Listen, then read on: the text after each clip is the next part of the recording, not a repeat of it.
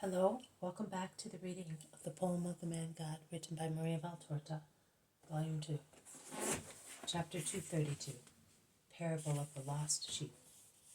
12th August, 1944. Jesus is speaking to the crowds, standing on the wooded embankment of a little torrent. He is addressing a large crowd spread in a field where the corn has already been cut and the burnt stubbles are a distressing sight. It is evening. Night is falling, but the moon is already rising. Flocks of sheep are going back to the folds, and the sound of cattle bells mingles with the loud chirping of crickets and the high-pitched drone of cicadas. Jesus takes the passing flocks as a starting point. He says, "Your heavenly Father is like a solicitous shepherd. What does a good shepherd do? He looks for good pastures for his sheep, where there is no hemlock or other poisonous herbs, but there is plenty sweet clover, aromatic mint, and bitter but wholesome chicory. He looks for places where beside good grass there is the cool shade of trees and the clear water of a stream, and he ensures that there are no asps among the green grass. He does not prefer the richest pastures, because he knows that snakes and harmful herbs are quite common there, and thus dangerous for his sheep. He prefers instead mountain pastures, where the dew keeps the grass clean and fresh, and the strong sunshine keeps snakes away, and the breezy air is light and healthy, not like the unhealthy air in the plains. The good shepherd watches his sheep one by one. He cures them when they are sick, and if they get hurt, he dresses their wounds. He reproaches the sheep that might be sick because they are too greedy for food, and he calls to a different place the ones that might be harmed by staying too long in a damp spot or in the sunshine. And if one is unwilling to eat, he looks for acidulous aromatic herbs suitable to whet its appetite, and he feeds it with his own hands, speaking to it as if it were a friend.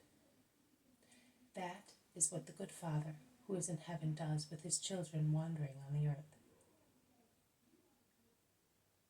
His love is the staff that gathers them together. His voice is their guide. His law is his pasture. Heaven his fold. But one of his sheep left him. How fond of it he was. It was young, pure, white, like a cloud in an April sky. The shepherd used to look at it with so much love, thinking of how much good he could do for it, and how much love he could receive from it. And it strayed. A tempter passed on the road that runs along the pasture. He does not wear a plain jacket, but has on a many-colored robe. He does not have a leather belt with hatchet and knife hanging from it, but he wears a golden belt, from which little bells hang as sweet-sounding as the singing of a nightingale, and vials of inebriating scents. He does not carry a shepherd's staff, as the good shepherd does, to gather the sheep together and defend them with his hatchet and knife and even with his life.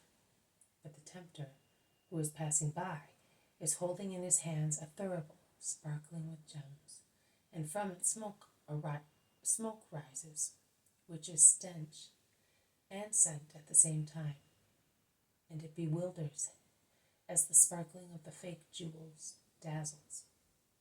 He passes by singing and drops handfuls of salt, which shines on the dark road. 99 sheep look and remain where they are.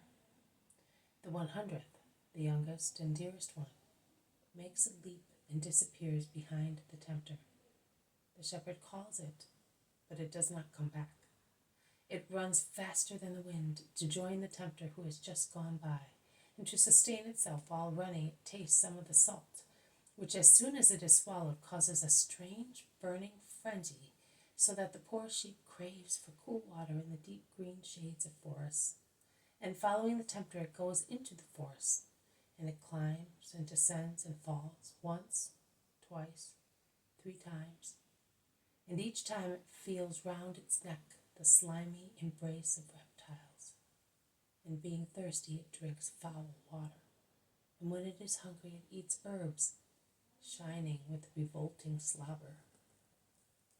And in the meantime, what does the Good Shepherd do? He leaves the 99 faithful ones in a safe place, and he sets out and does not stop until he finds traces of the lost sheep. Since it does not come back to him, although he calls it in a loud voice, begging the wind to carry his call to it, he goes to the sheep, and he sees it from afar, intoxicated in the coils of reptiles, so intoxicated that it does not feel nostalgia for the man who loves it. On the contrary, it mocks him, and he is aware that it is guilty of entering, like a thief, the abode of other people, so guilty that it dare not look at him.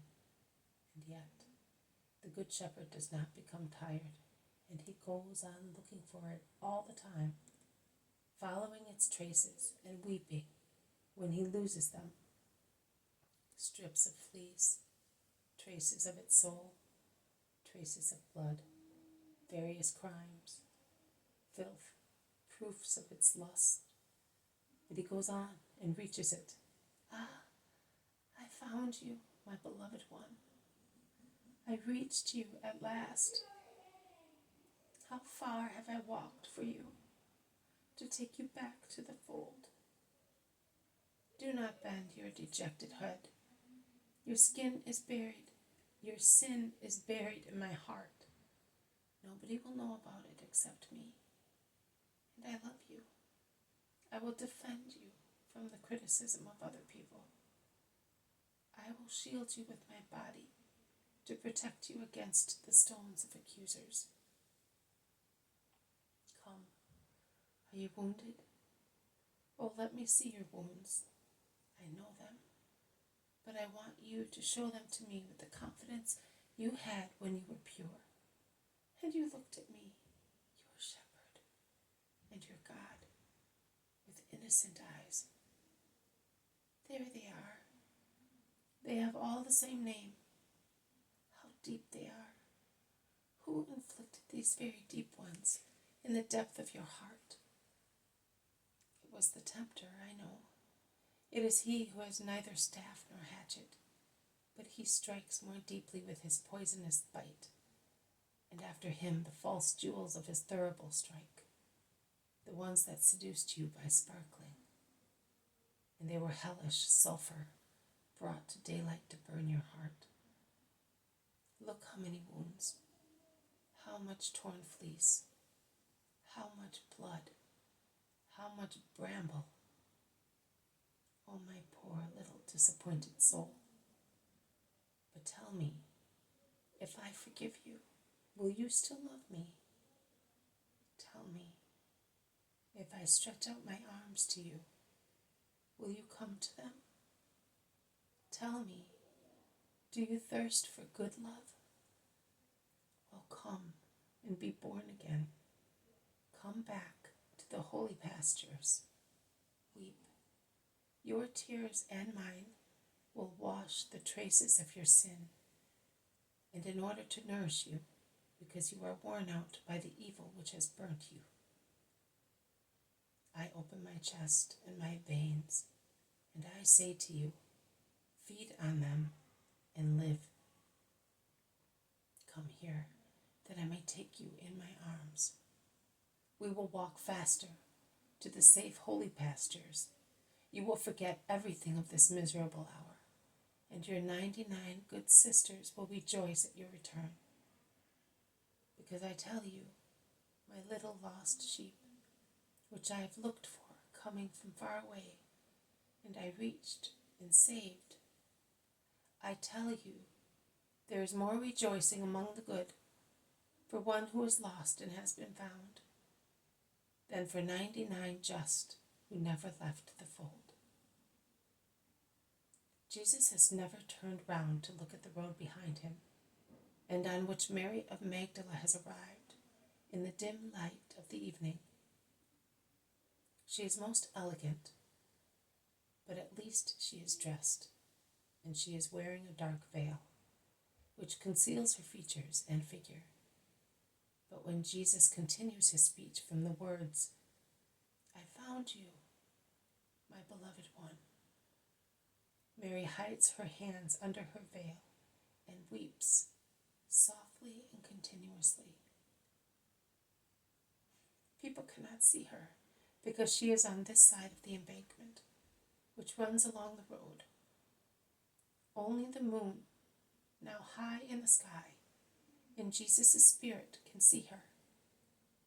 And he says to me, "The comment is in the vision itself, but I shall speak to you again about it.